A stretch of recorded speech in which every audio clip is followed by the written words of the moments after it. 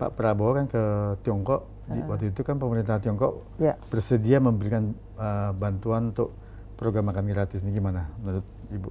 Ya kita bersyukur dong kalau ada yang mau bantu. Tapi bukan bantu gratis kali ya? Ya kan ada paket-paket dalam. Kan Pak Edi pengusaha tahu lah, nggak ada makan siang gratis, kan gitu ya.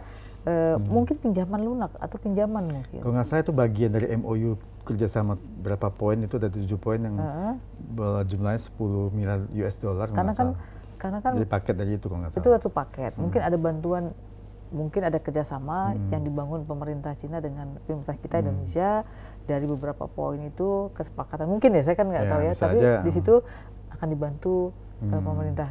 Kan nggak apa-apa kalau ada yang bantu. Gitu kalau ada paket bisnisnya jalan kan paket ada untungnya. Jalan, ada keuntungannya. Mungkin ini bisa bantu gratis juga barangkali ya. Kalau mungkin memang ini saya rasa 10 miliar dolarnya jalan kan, kalau cuma ini kan bisa jadi bagian bantuan. Bisa, saya rasa begitu ya. Mudah-mudahan bisa terrealisasi. Saya rasa seperti itu, karena kalau langsung dibantu 71 triliun gitu ya. Kan ini kan nggak 1 tahun pertama, rasanya mungkin enggak ya. Tapi atau mungkin dalam bentuk pinjaman. Tapi kalau saya rasa mungkin dengan bangun investasi di Indonesia, perusahaan kerjasama yang bagus, menguntungkan, terus tiba-tiba ada, mungkin why not, nggak apa-apa. Nah ini kan kembali ke APBN kita ini. Kan Kemenkyu juga sudah merilis APBN 2025 ini mengalami defisit nih. Nah mungkin ini juga dukungan untuk program makan bergizi gratis ini kira-kira bisa ada hambatan nggak?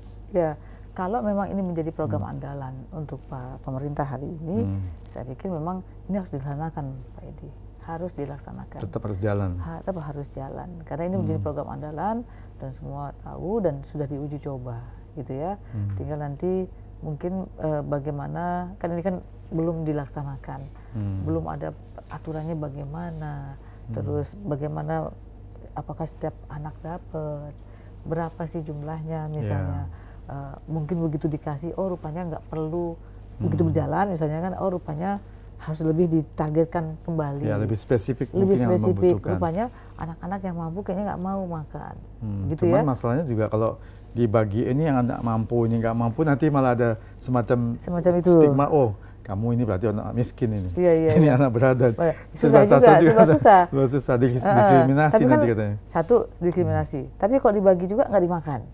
Jadi mau bajir juga gitu ya. Karena mereka mungkin udah biasa makan, disiapin makan, mungkin malah ya kita nggak tahu kan, banyak anak-anak yang mampu. Tapi apapun itu menurut saya itu harus dilaksanakan. Ya, baru berjalan waktu untuk berjalan seksi waktu lah. Nanti mungkin akan nanti dievaluasi kembali dari targetnya yang akan dicapai gitu ya. Tapi kan artinya mencegah stunting dengan yang tadi makan bergizi gratis untuk anak SD itu kan tentunya berbeda. Kalau nggak salah stunting kan harus dilakukan pada saat mulai hamil, hamil sampai umur maksimum balita saja kan? Makanya kalau saya sih lebih ya, karena saya pernah jadi istri bupati, saya pernah mengadakan program makan gratis 3 bulan berturut-turut. Saya juga bagaimana menggerakkan semua sektor ya, dari ormas yang terlibat gitu ya, tadi Pak Lurah, Kepala Desa terlibat, semuanya terlibat. Jadi memang anggaran-anggaran itu banyak kita tekan, Pak Edi. Jadi kita memang cuma menyiapkan makanan, yang lainnya semuanya serba relawan. Oh, masaknya apa? Masaknya semua relawan. Kenapa? Kita nggak mau daerah kita, Temanggung waktu itu ya, itu stuntingnya tinggi.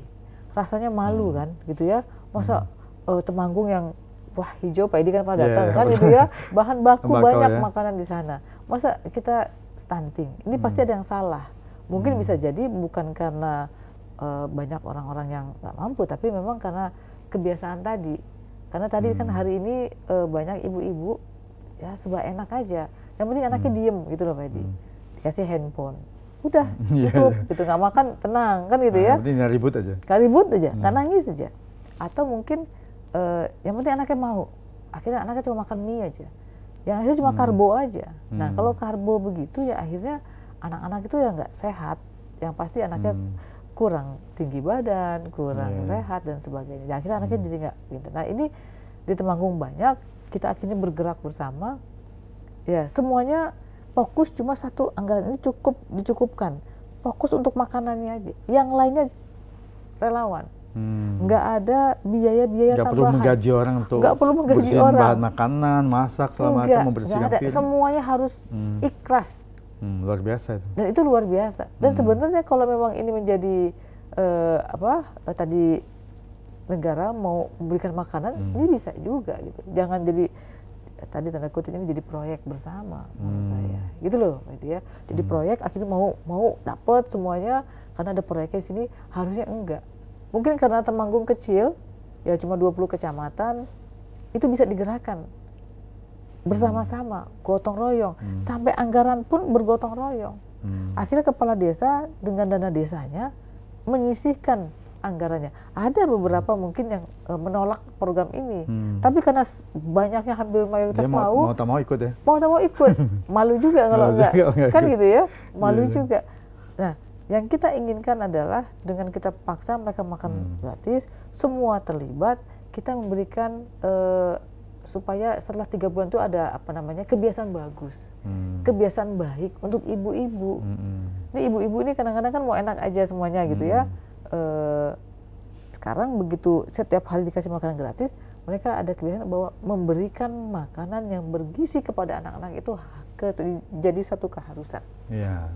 Jadi satu keharusan, dan rasanya mereka menjadi, waduh ini kalau nggak dikasih makan telur karena 3 bulan pasti ada telur, pasti ada ikan, pasti ada ayam, makanannya setiap hari 3 bulan dimasakin, dan mereka diajarin loh Pak Edi, ini loh masak soto, ini bikin kue puding yang pakai telur, misalnya gitu ya, ini bikin apalagi yang makanan yang memang bergizi, lele yang biasanya cuma digoreng, oh lele mungkin bisa dibikin yang kelihatan menarik, ditambahin tepung. Jenis makanan yang lain-lain gitu ya? Jenis makanan, tapi kandungannya tetap ikan, telur, ayam.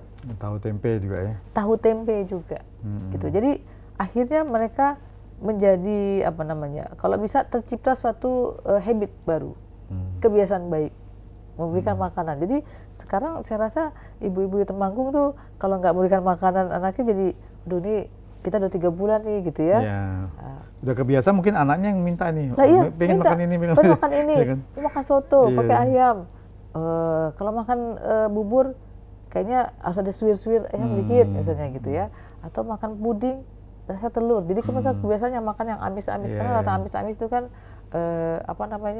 protein tinggi kan gitu ya. Jadi itu jadi kebiasaan bagus. Karena di kampung tuh ya tadi makan sayur juga susah gitu ya. Mereka makan bukannya sayurnya gampang loh, di kampung kan tinggal tanam. Tinggal ambil apa. Tapi ya tadi belum tentu mereka mau. Nggak dimasak kali ya. Padahal daun singkong tinggal petik di belakang, nggak dipetik, nggak dimasak. Daun singkong gampang, tomat gampang, kol banyak, ikan sana banyak gitu ya. Tapi ya tadi ini kan masalah kebiasaan tadi. Nah ini yang kita membuat ibu-ibu di daerah saya waktu itu punya kebiasaan bagus, memberikan makanan bergizi adalah menjadi keharusan.